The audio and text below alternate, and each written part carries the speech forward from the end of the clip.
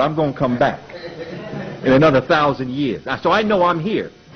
And as an African being, you will never die. Not only will you never die, but you've been not only here a couple of times, but you've touched other galaxies a couple of times also. And as African people, when we were aware of ourselves and what we were able to do to our melanic state, we knew what galaxies we could tap into. It is my belief, and I'm going to end up with this as we go through this presentation, I believe that there were Africans who dared to go where no others went before. I believe Africans left this planet in ships and have been going through all the galaxies, and I'm going to explain that to you when we break down types of civilizations and how you draw your energy source and how we as an African people, like the brother said, we can get all this information we want to, get all culturally beside ourselves. But if we don't have the power to do something economically, and after you get the economics together, because remember, we had the culture and we had the economics, we got to get the military piece together.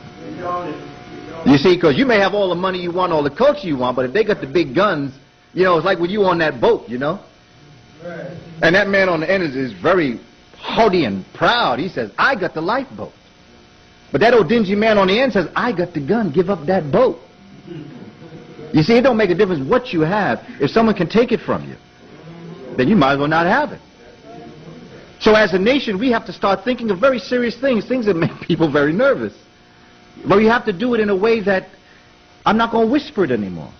I really don't think there's a need to whisper. And I think that when we whisper, we're telling our children that either we're scared to speak out.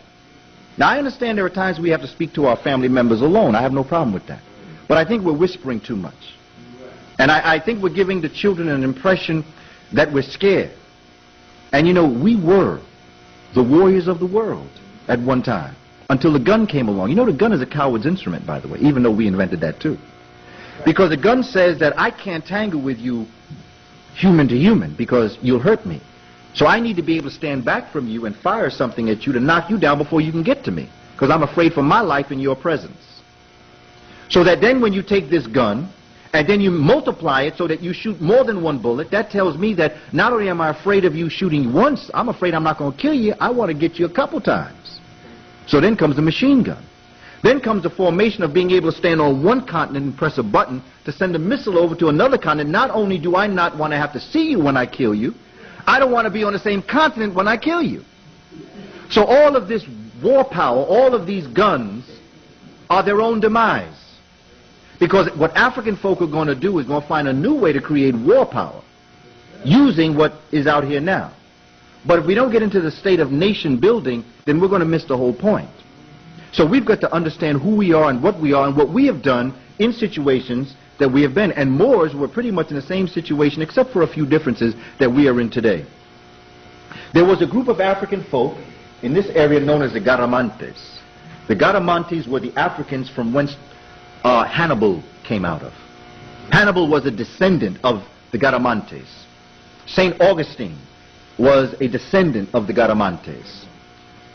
The Moors were descendants of the Garamantes. The Garamantes basically are African folk having moved out into this area because of climate, developed a culture and a way of living. And these were known as the Garamantes. And this is where, these are the Africans that would later become the Moors, move up into Morocco and Mauritania, and then move up into Al-Andalus. Al-Andalus, as you look at the word Al, if you look at it, basically has the formation of introducing it's almost, from what I can understand, it is like in the Islamic language, it's like a prefix, meaning something, what was going to follow would be spiritual, like Al-Islam, Al-Kameh.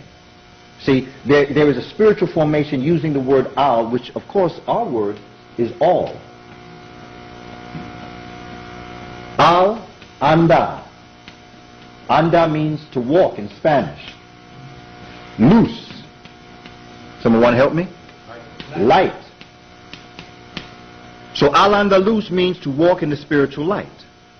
And that's what they named this country, or this that we today call Spain and Portugal. But it was more than just that, because it touched in the southern parts of France.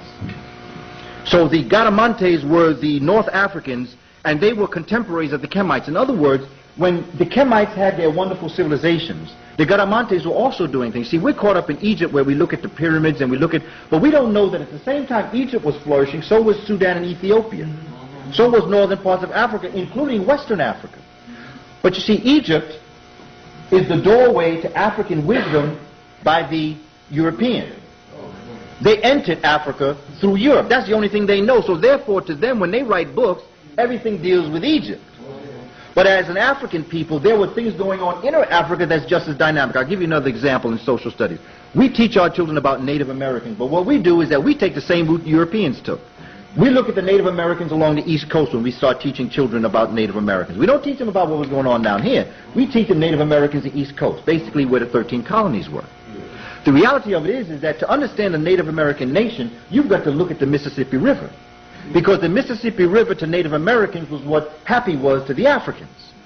You go to a place known as Cahokia, which, when you look at the Mississippi River, it almost becomes like a Y and then it comes down. Cahokia is located in southern Illinois.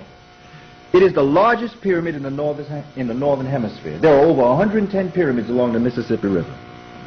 For more information on that, there's a book called, by Jack Weatherford, called Native Roots, Chapter 2. It's called Pyramids Along the Mississippi.